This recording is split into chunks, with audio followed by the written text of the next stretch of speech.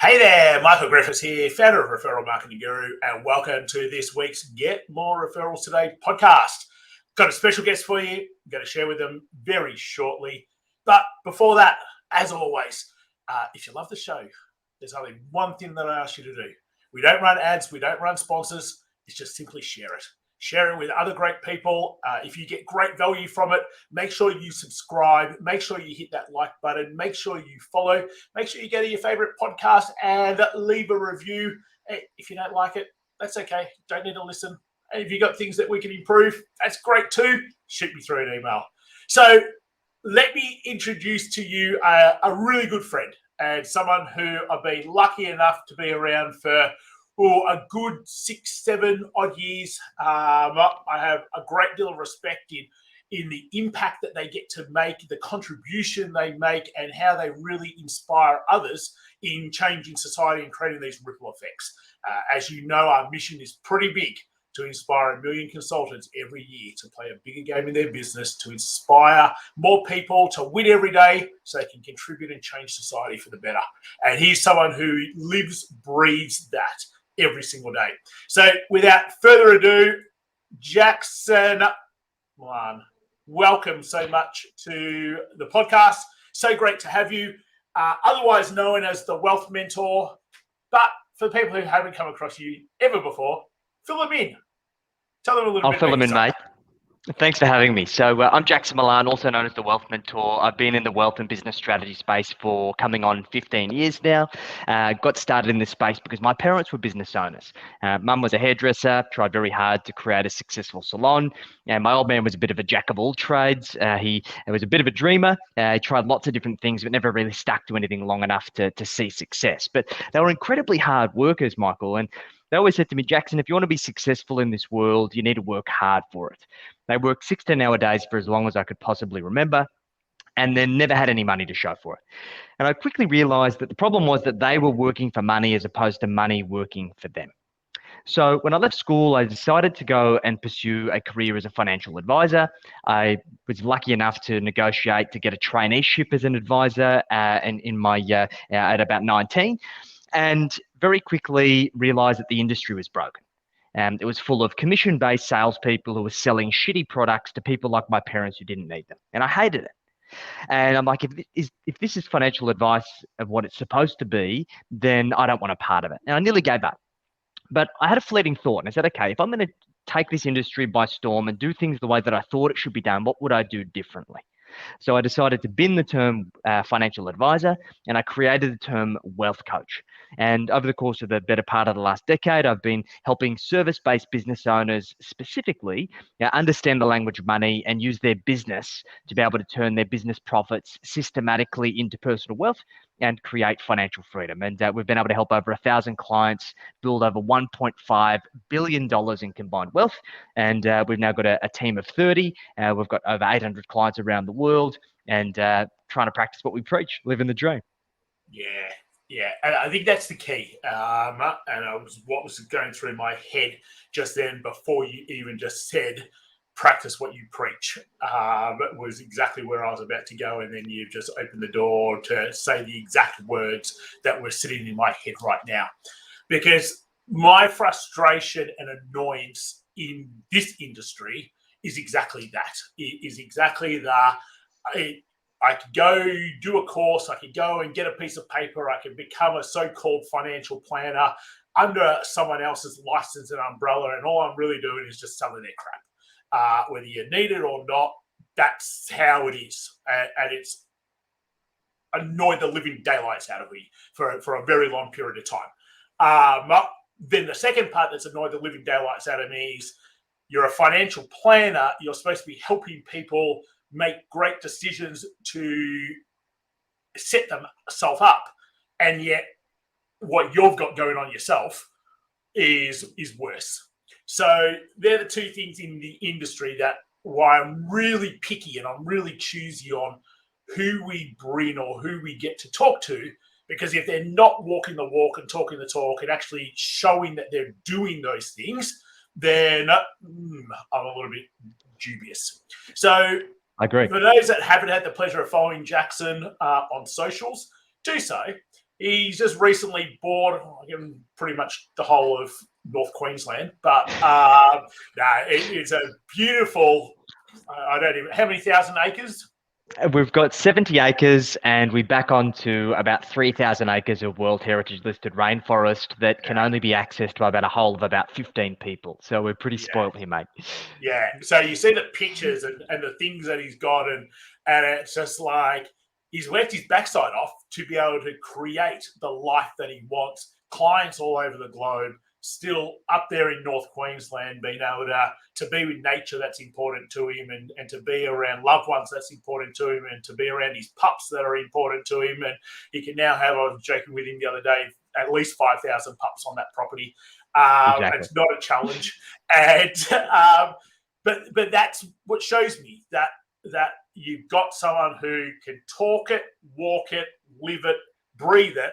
And that's what you need to be following in this space. You don't need to be following people who talk a good game, but really they're struggling to put a roof over their head. And that's I'm sad that that's the case. But they're not people who can help you create wealth or set yourself up for down the track. 100%. If you haven't heard me say before, you have to be creating wealth. It's just that simple. It's not a choice. We truly believe the more wealthier you are, the more you can contribute and help change society, the bigger impact you can make. You don't have to worry about things of how am I going to fend for me? You can start focusing on how do I get to transform more people's lives. So your business is the vehicle that allows you to create wealth.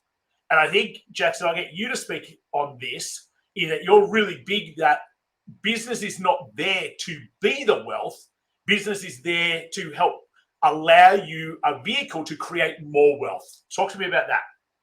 Yeah, I think there's a huge gap in the market. I've always been very lucky and gifted to be able to identify opportunities and inefficiencies.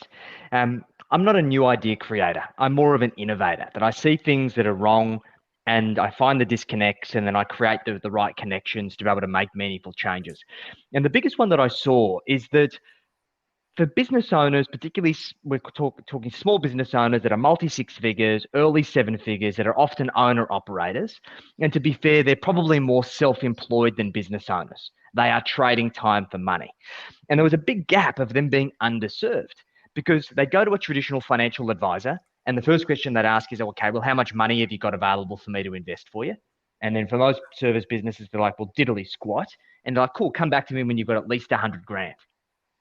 And then on the other side, we've got business owners who are probably frustrated with the fact that most people don't want to hear from them in the financial services world. So they're reinvesting back into their business. And they're working with business coaches and they're working with consultants and doing all of these great things, which is amazing. And they're building this massive beast. But they're focusing primarily on vanity metrics. They're scaling. They're increasing their top line revenue. They're hiring more staff. They're getting more clients. They're getting more leads. All of these things that we should be doing as business owners. But the big problem is that they're not treating their business like a vehicle. Because let's face it, mate, we all got into business because we want to create more freedom and flexibility. But how many business owners do you know that are actually truly free? Not many, right? No. And this is the problem, right? Their business has become the be all and end all of their existence because they've got nothing better to put their money into. They reinvest it back in. And that is often an excuse for poor money management. They are essentially using scaling and reinvesting into their business as an excuse for mismanaging their money. So what we help these business owners do is we firstly help them understand how do we reposition their business as a vehicle to help them create whatever financial freedom means to them.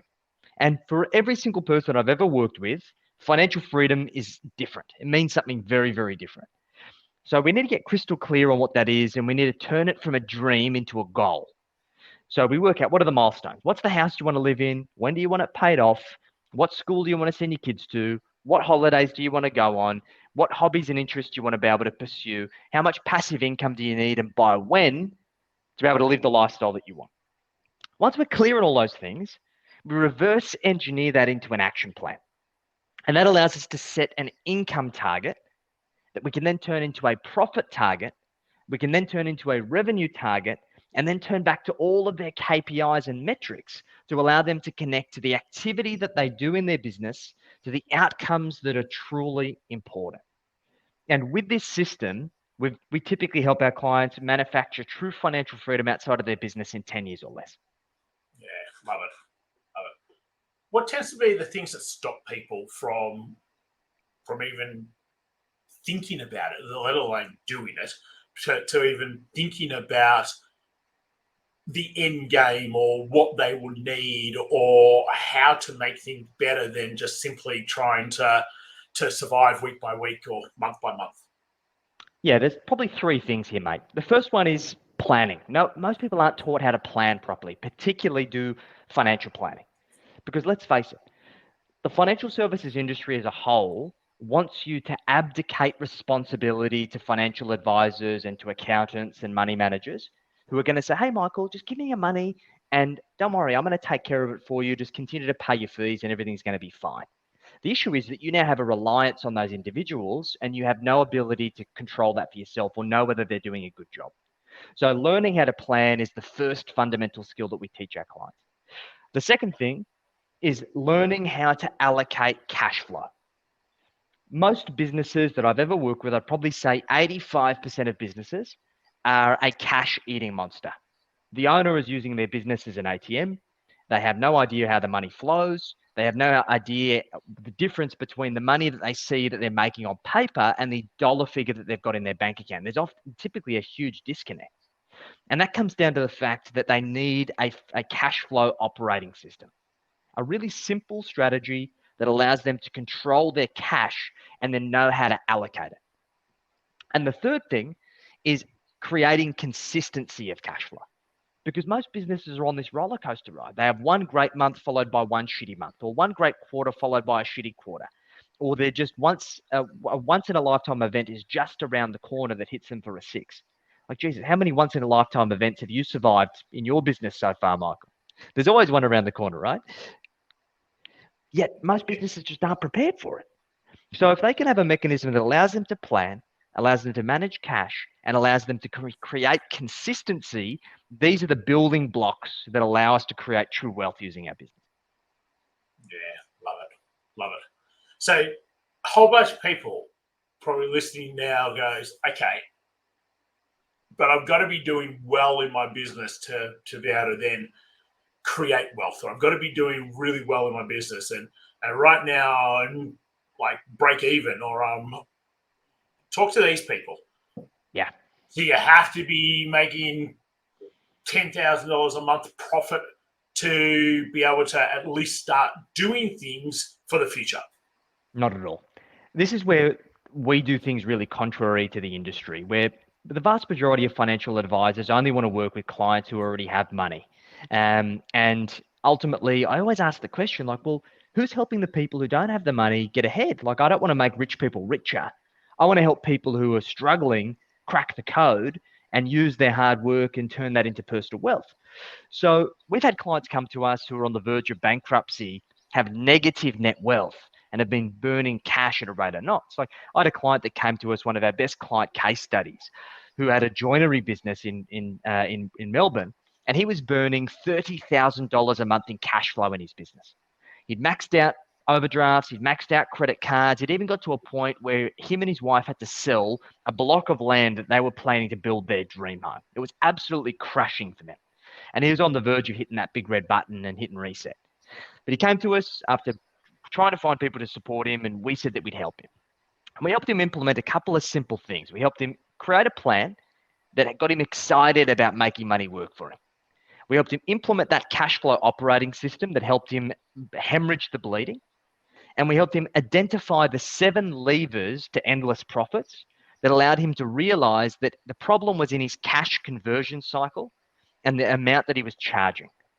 And in a matter of 9 months, we turned a corner from burning $30,000 a month to scaling to 7 figures at 27% profit margins, which was nearly a $60,000 per month turnaround from burning cash to immense profitability. So it just goes to show that as long as you're committed, you can take advice and you're willing to take action, that we can achieve some phenomenal things by getting these foundations in place. Love it. Fantastic. Properties, shares, crypto, ATMs, racehorses, paint, artwork. What do I do? Someone tells me something different all the time. I should be doing this, or I should be doing that, or I should be doing goodness knows what. What should I be doing? There's really only 3 predictable ways to build wealth in this world that have worked throughout history and will continue to work for generations to come. And the whole aim of this and the fundamentals here, particularly entrepreneurs, try and sexy up their wealth. And this is where they do the most damage. Now, I was taught one thing by a really successful investment mentor that trained me when I was early in my career. He had managed like billions upon billions upon billions of wealth. And the one lesson that he taught me is, Jackson, if you want to get sexy at home. Play with your partner, not your portfolio.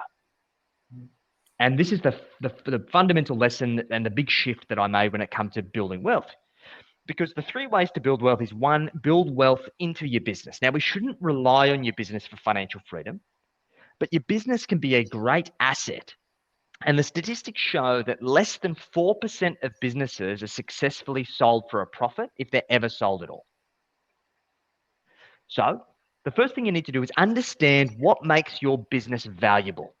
Speak to a business broker or go online and do research and understand how your type of business is valued upon sale. And what are the things that you can do to improve that value to maximize its saleability? Because what I hear from most business owners, Michael, is say, I don't want to sell my business. I never want to sell my business. What I've come to realize is most people don't want to sell their business until one day they do. And then typically that business is not ready for sale. So by always focusing on getting your business ready for sale and maximizing its value, not only do you maximize the opportunity that it'll be sold for a profit, but it also increases its profits because a business is more valuable the more profitable it is. So that's number 1. Number 2 is property. Buy good quality blue chip property in highly desirable areas where affluent people want to live. Don't buy shitty properties in mining towns in Kickatinalong because your Uncle Bob told you at the family barbecue after 42 beers that it's going to take off. It's speculation. We want to invest. And you invest objectively based on 5 key fundamental drivers. Net migration. More people need to be moving to an area than are moving away.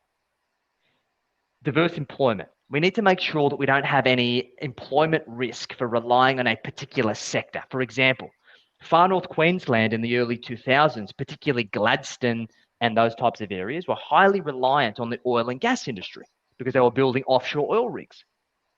And there were all of these other economies that popped up, schools and shopping centers and all of these other things that made it appear as if there was a diverse economy, but all of those things were reliant on those jobs. So when all of those plants were built and they went from construction to maintenance, they cut the workforce by 80% and all of those markets have gone shit. So buy in good quality areas where there's diverse employment. Third, infrastructure spending, both private and public. The government needs to be spending money to make an area more livable, and private money needs to be spending to make an area more livable. We're talking railways, hospitals, schools, roads, public transport, and also restaurants and entertainment, because the jobs is what gets people somewhere, but it's the infrastructure that keeps them there. Fourth one is future supply. My general rule of thumb is don't buy in cities because the zoning restrictions allow for people to build huge towers and flood the market. And don't buy on fringes where there's complete greenfield abundance of land where they can build house and land packages as far as the eye can see. Buy in areas that are already built out because in order for a new property to be built, one has to be knocked down. And then the fifth one is affordability. Not what you can afford, what the local population where you're looking to buy can afford. Because if they can afford for property prices to go up, then they probably will if the other 4 factors are in play. If they're fully stretched, that property market isn't going anywhere. So if you can understand those 5 fundamental macroeconomic drivers, then you're going to be able to secure yourself good quality properties. And then the last one is shares. Don't stock pick. Don't try and think that you're the next Warren Buffett or Ray Dalio, that you can outperform the market. Go and buy good quality, diversified index funds or ETFs that allow you to get the average of whatever the market does. Because it's been proven, and you can Google it, Google the SPIVA report, SPIVA, and what that shows is the percentage of active fund managers, so people who are stock picking, professional managers trying to stock pick to outperform the index, what percentage of them outperform the market. And the scary statistic is that over 5 years, 80% or more of active managers underperform the market after fees and taxes. So by just buying the index, not only is it going to be drastically cheaper, give you wide levels of diversification, but it's going to allow you to systematically focus on turning your business profits into personal wealth. Love it. Love it. So let's talk there. So we do a whole bunch around profit firsts with our guys. I know you're a big fan of that also, in terms of, Yes.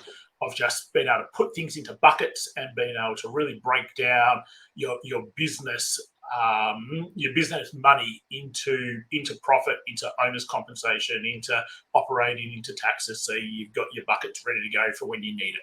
So let's talk about the profit.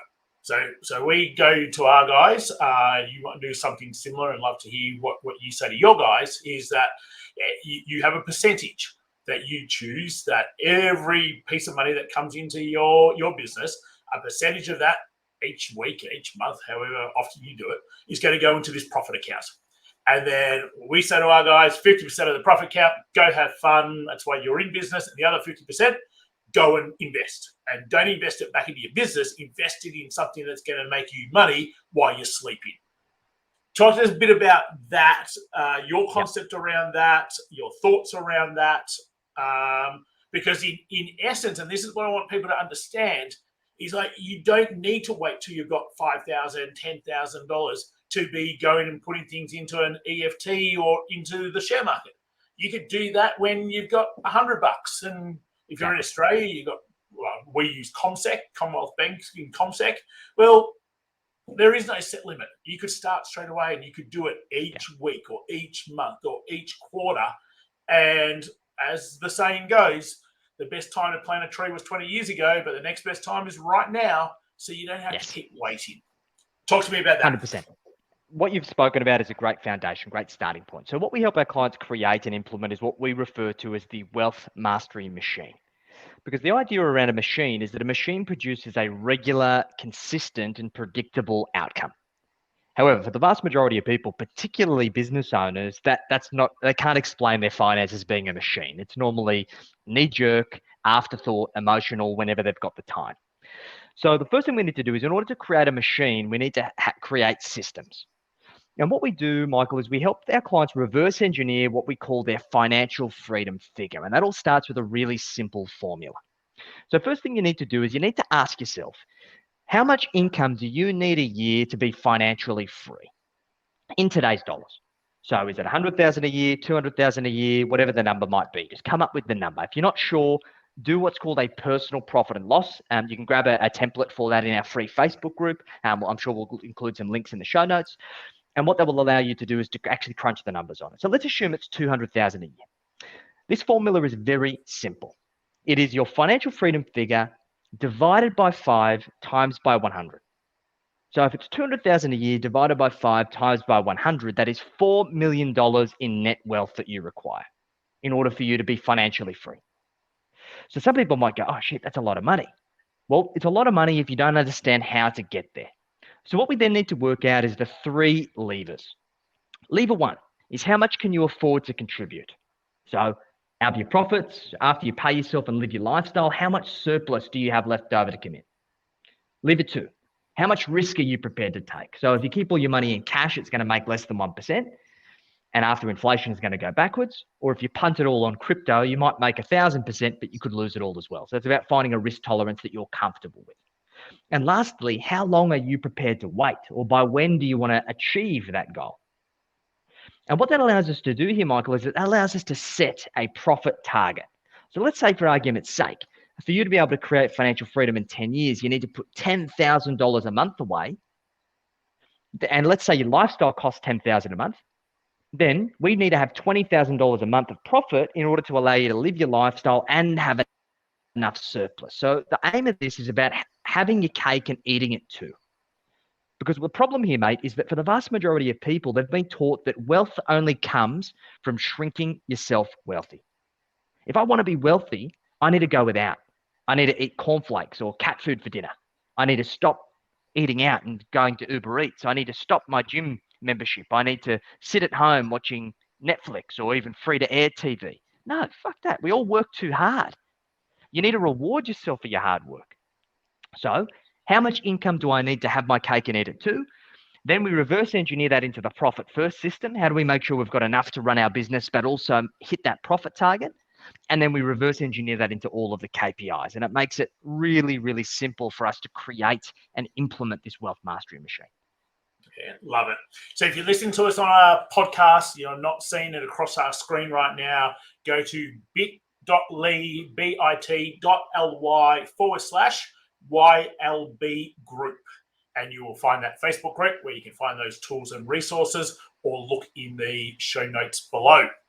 So let's look at this. We've got another great little resource that I'll put up now. So if you're watching this, it's going across your screen right now. It's a scorecard for you to really be able to see where you're at, where you're positioned, and some simple little things to be able to work on. So again, people listening to the podcast, you can go and find this on bit.ly/AUREUS scorecard. So it's AUREUS scorecard, or look in the show notes below. You'll find the link and click on it to make it easier. Talk to us about the scorecard. What is it about? What's it going to help with? Fill us in. We've had the pleasure of working with tens of thousands through speaking and through webinars and whatnot around the world. And we've been able to survey those individuals. And through surveying those individuals, we come up with the top 40 things that get in the way of entrepreneurs creating financial freedom. And through collating thousands of these results, we've been able to work out that the average entrepreneur and business owner scores 18 out of 40, which means around the world, business owners are below average financially, which is probably no surprise. Now, the aim of the game here, guys, is to spend 5 minutes doing the scorecard and work out your score, but don't dwell on it. All I care about is looking at the things that you've currently answered no to, and asking yourself the question over the course of the next 30, 60, or 90 days, what can I do to turn that no into a yes? And what we've found is just by doing the scorecard and then implementing the resources that we've got available in our free Facebook group, most people can add at least 10 to their score in 90 days or less. And this is just about progress over perfection. Most of us don't know what we don't know financially. And I guarantee that there's low-hanging fruit on that scorecard that you're like, oh, wow, I've never even thought of that before. If I go and do that, that could be worth tens of thousands of dollars to me. Love it. Fantastic. Look into the show notes, get on the scorecard, see where you are. Your challenge is to be at least at 25. And if you're not, make sure you jump into that Facebook group to find some simple little ways to better do that. Let's bring this to a close this way. If there are a handful of things that I could start thinking about or start doing that is at least going to head me in the right direction, what would you tell me? Yeah. First one is you need to get crystal clear on what financial freedom means for you. And when we've got that figure, we can reverse engineer it backwards, and you'd be surprised by just doing that exercise how quickly you reframe and reposition your business as a wealth creation vehicle to be able to fuel the life and the future opportunities that you truly desire. Second thing is start now. Start small. There's never going to be a perfect time. I've had clients come to me with $100 million businesses, and we've started their investments with $200 a month because it's so small. And it means that we can start building what we call money muscle memory. We're getting skin in the game. Because what quickly happens is that 200 a month turns into 500, then into 1,000, then to 2,000, and then we start snowballing it. If you're waiting to say, hey, I want to find the perfect time to go from $0 to $10,000 a month, it's likely never going to happen. So you're better off just starting and taking imperfect action. And the third part is just get educated. Stop abdicating financial responsibility to your accountant, or your financial advisor or your mortgage broker or whoever else that you're abdicating responsibility to when it comes to your money because you think you're not a money person. You just think you're not a money person because you think money is complicated. And it's only complicated because you haven't learned the simple way to do things. And just by learning the basics and doing it simply and doing it repeatedly over time, you're going to drastically improve your financial trajectory, which could be worth millions to you over the course of the rest of your working life. So do yourself a favor and start learning that wealth education. Love it. Fantastic. Jackson, thanks so much for jumping on. Honestly, it's not that hard. And if I was going to be my usual black's black, white's white, and maybe give you a bit of a nudge right now, people listening, we put our head in the sand around money more so because we feel like we don't have enough, or it's been an annoyance, or we've struggled with things in the past. And unfortunately, things that you don't understand properly or things that you've struggled with are actually the things that need your attention more so. And I get that it doesn't feel good to be going and constantly thinking about a money plan or thinking about where you want to be, or let's just live in the moment and let's just enjoy life for what it is right now. And that's all fine and well until you reach a certain age of 60, 65, 70, 80, and life is nowhere near as comfortable or nowhere near as nice as what it could have been. As in anything in life, things that are tough are worth doing. And sorting out finances, it's tough. It takes time. It takes you just to be able to understand it. And if you've just been throwing everything into buckets to start with, hoping that one day it'll just sort itself out, it ain't going to. You need to take responsibility. You need to put up your hand and you need to go, hey, this is an area of my life, just like your business is an area of your life, just like your relationships is an area of life, where you've got to put some time and effort and work into. Because if you don't, no one else is going to. So I really suggest that you make sure that you go find, it's just Jackson Milan on Facebook, on Instagram. Look in the show notes to the Facebook group. Obviously, you're going to get connected there straight away. Do the scorecard. And if you don't do anything else, just take your head out of the sand and go, you know what? I'm in control of this. And unless I take control of it, nothing's ever going to change. You create wealth so that you can contribute and help change society for the better. You actually owe it to yourself to create wealth.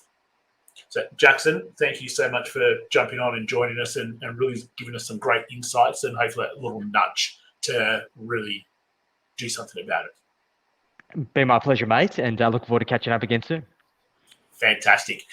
Thank you guys for tuning in. Again, if this is your first time watching, listening, please make sure if you've enjoyed the show, share it around, promote it out. Leave your reviews on your favorite social platform. Make sure you hit that subscribe button if you're on our YouTube channel, Referral Marketing Guru. If you are listening to us, Get More Referrals Today on iTunes, Google Play, Spotify, or any of our social networks. Make sure you never miss an episode and hit that subscribe button. Till next time, take care, and I will speak to you all